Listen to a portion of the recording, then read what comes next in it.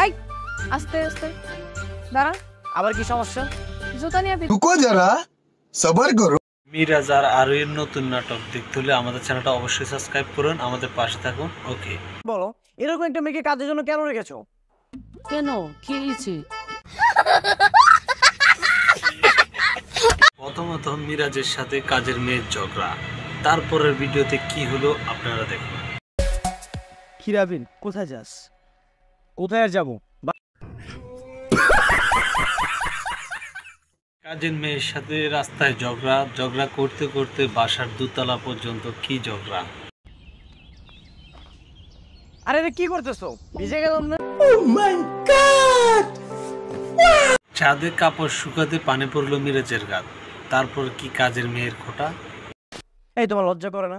সামান্য কাজের মেয়ে তুমি আমার সাথে লাইন মারার চেষ্টা করতেছো। पैसा ही पैसा होगा। কাজের মেয়ের খোটা শুনো, তারপরে তার মার হাতে থাপ্পড় খালো আরোহী।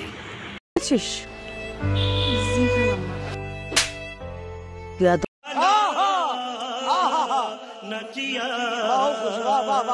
আসলে মিরাজ জানতো না আরোহী যে অনেক বড় লোক, ওর যে এত বোন হয় সে তা জানে না। তাড়াতাড়ি চলে আসিস কিন্তু। Okay, by.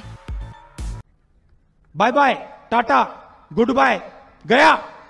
দিন বাসা থেকে আরোহী যখন রেস্টুরেন্টে যায়, তখনই মিরাজের দেখতে পায় আরোহীকে।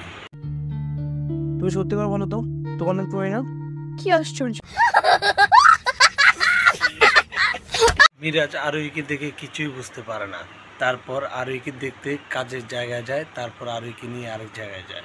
আসসালামু আলাইকুম ম্যাডাম। ওয়ালাইকুম আসসালাম। আপনি ওকে ম্যাডাম বললেন কেন? সত্যি করে बाप को भेज, तेरे बस की बात नहीं। কাজের লোক বলল যখন ম্যাডাম দারোয়ানে, তারপর হজট খেয়ে গেলেন আরোহী। সবকিছু বাবার আর আমার প্ল্যানিং ছিল, তাই না বাবা? তারপরে মিরাজ বুঝতে পারে যে এটা আরোহীর বাবার কাশারিয়া ছিল, যে সে তাকে ভালোবাসে কিনা সেটা জানার জন্য এরকম করেছে। যাদের ভিডিওটা ভালো লাগে অবশ্যই চ্যানেলটা সাবস্ক্রাইব করে আমাদের পাশে থাকবেন। যারা নতুন তারা একটা লাইক করে সাবস্ক্রাইব করে আমাদের পাশে থাকবেন। যদি ভিডিওটা ভালো লাগে পরবর্তী ভিডিওর জন্য আমাদের চ্যানেলটাকে সাবস্ক্রাইব করে রাখবেন, আমাদের পাশে থাকবেন। ওকে, ধন্যবাদ, আল্লাহ হাফেজ বন্ধু।